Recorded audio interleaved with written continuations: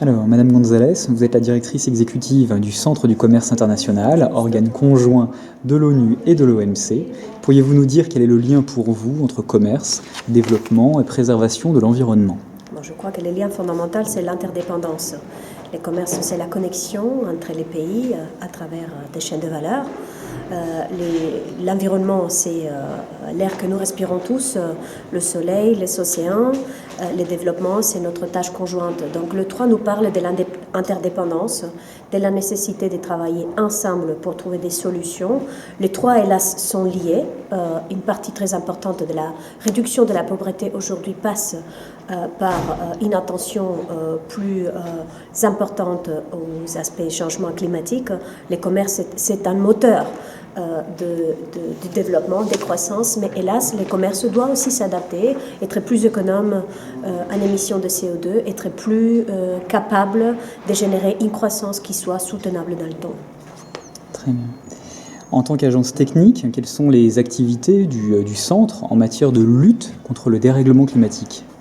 Nous aidons principalement les petites et moyennes entreprises, surtout en Afrique subsaharienne, mais ailleurs aussi dans le monde, à s'adapter au changement climatique. Il faut savoir que 70% de travailleurs en Afrique travaillent dans l'agriculture. Il faut savoir que l'agriculture, c'est la première ligne dans la lutte contre les changements climatiques. C'est les agriculteurs qui subissent en première ligne les effets de ces changements climatiques, à la fois les sécheresses, les inondations, les ouragans, les pestes. Et c'est eux que nous devons aider aujourd'hui, que nous, à l'ITC, aidons à s'ajuster à ces changements climatiques pour les aider quelque part à continuer une activité économique d'une manière qui soit soutenable. Ces mots soutenabilité qu'on ne dira pas suffisamment de fois, c'est la clé de notre travail aujourd'hui.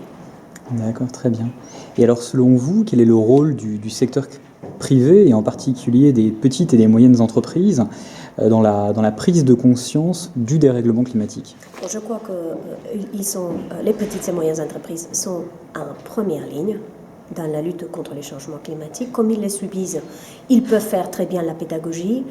Ils le font d'ailleurs. Nous travaillons avec eux, que ce soit avec les producteurs de thé au Kenya, de café au Burundi, du coton dans l'Afrique de l'Ouest, de fleurs coupées dans presque tous les continents africains.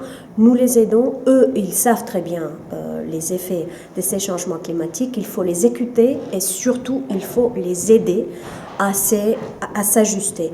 Les secteurs privés, c'est l'inspiration, c'est aussi les solutions. Il y a beaucoup de solutions technologiques, techniques, humaines qui passent par les secteurs privés. C'est très important donc de travailler avec les secteurs privés. J'espère que la COP21 aura une grande composante des secteurs privés, grands, moyens et aussi petits, pour mieux comprendre comment faire face à ces défis intergénérationnels qui est les changements climatiques. Madame la directrice, nous vous remercions.